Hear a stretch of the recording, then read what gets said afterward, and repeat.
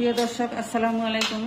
আজকে রাঁধুনি মশলা দিয়ে আমি কালো ভুনা তৈরি করব, যেটা স্পাইসি বিফ বলে। তো স্পাইসি বিফ বলতে কালো ভুনা। তো আমি সব কিছু এখন মাখিয়ে নিব, একটু দেখে নিন কীভাবে রান্না করা হয়। তো আশা করি ভালো লাগবে। এটা আমাদের দেশে অনেক ফেমাস, এটা রেস্টুরেন্ট, এটা চিটাগাংয়ের থেকে আসছে এই রান্নার পদ্ধতিটা। তো রেস্টুরেন্টের মতো আমি সেমভাবে তৈরি করব। তো প্লিজ লাইক সাবস্ক্রাইব করবেন। আমার আগের একটা চ্যানেল ছিল, সেই চ্যানেলটা হ্যাক করে নিয়ে গিয়েছে। তো 3 মাস হয়, তো এটা আমার নতুন চ্যানেল, সব করে খুলেছি। তো যদি ভালো লাগে আপনারা লাইক সাবস্ক্রাইব করবেন। আর আগের চ্যানেলটা দ্য কিচেন বাই নীলু, এটা সবাই চিনেন, কারণ আমার এখানে হাজার হাজার হাজার হাজার সাবস্ক্রাইব ছিল। তো 6 বছরের চ্যানেল ছিল। তো যারা নিয়ে গেছে তারা ভালো থাকুক। তো একটু দয়া করে একটু লাইক সাবস্ক্রাইব করে দিবেন, ভালো লাগলে শেয়ার করবেন। তো এখানে 3.5 কেজি মাংস আছে, তার চেয়ে বেশি হবে। তো আমি প্রথমে আদা বাটা দিচ্ছি, রসুন বাটা দিচ্ছি। এখানে ছোটো চামচের 2 চামচ, এটা অবশ্য বড় চামচ। সেই সঙ্গে দিচ্ছি জিরার গুঁড়া, লাল মরিচের গুঁড়া। মশলাটাও কিন্তু পরিমাণ মতো দিতে হবে। হলুদ গুঁড়া, ধনিয়া গুঁড়া, স্বাদ মতো লবণ,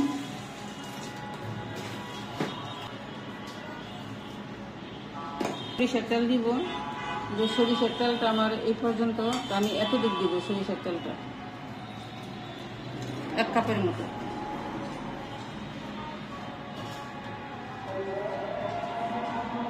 লাস্টে দিব রাঁধুনি মশলা,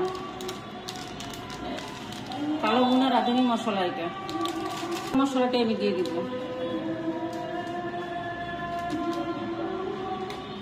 হাতে ঝাল লাগবে, ওই জন্য কভারটা করে নিচ্ছি হাতটা। তো এখন আমি মাখিয়ে নিব।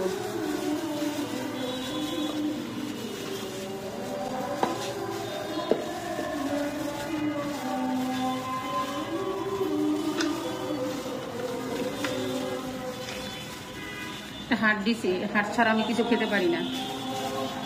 যেহেতু আমাদের কুরবানির মাংস, কিনা মাংস না, এই জন্য হাড় আছে সাথে, বড় হাড়, 2টা হাড় আছে, দিয়ে দিচ্ছি।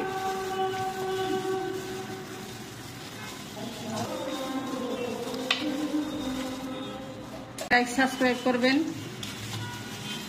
তো এটা আমার ভালো করে মাখানো শেষ হয়ে গিয়েছে। এখন চুলায় বসিয়ে দিব। সামান্য একটু পানি দিয়ে দিচ্ছি, হাতটা দিয়ে।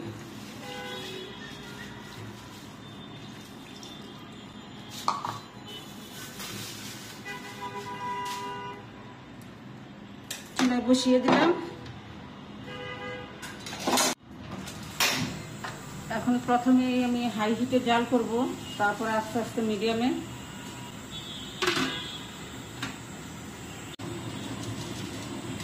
মাঝে মাঝে নাড়া দিয়ে দিচ্ছি।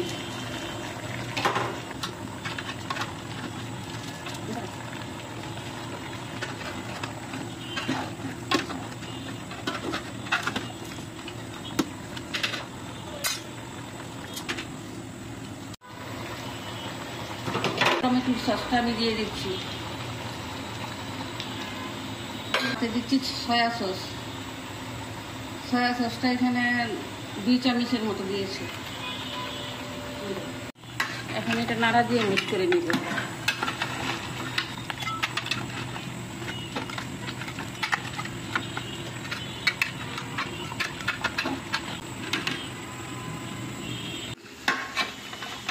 মাংসটা এখন এই পর্যায়ে এসেছে। এখন আমি 1 কাপের মতো গরম পানি দিব। একটু গরম পানি দিচ্ছি।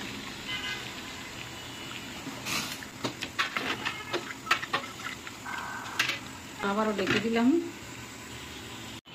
আবার ঢাকনা খুলে একটু নাড়া দিয়ে দিব। পানিগুলো শুকিয়ে আসছে।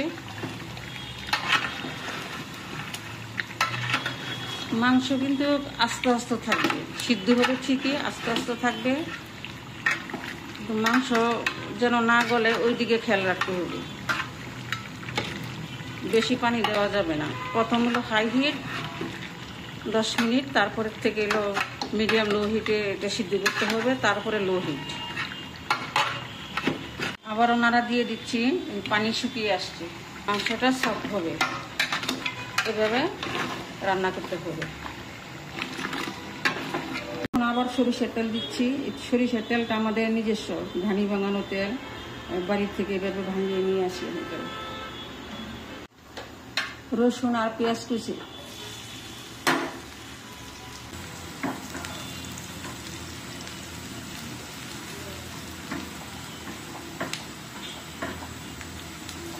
আমি বাগারটা দিয়ে দিব, মাংসের উপরে ঢেকে দিব। বাগার দিয়ে দিচ্ছি।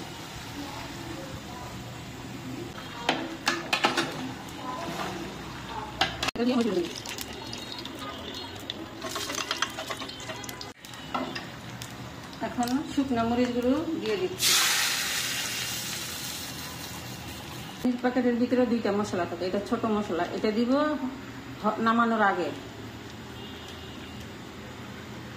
আর এখানে কিউব করা পেঁয়াজ আছে, কেটে রেখেছি, ওই কিউব করা পেঁয়াজের পেস্টটা আমি দিয়ে দিব।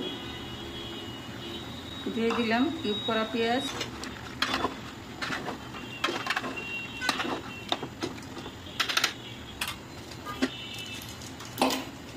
বাকি মশলাটা দিয়ে দিচ্ছি।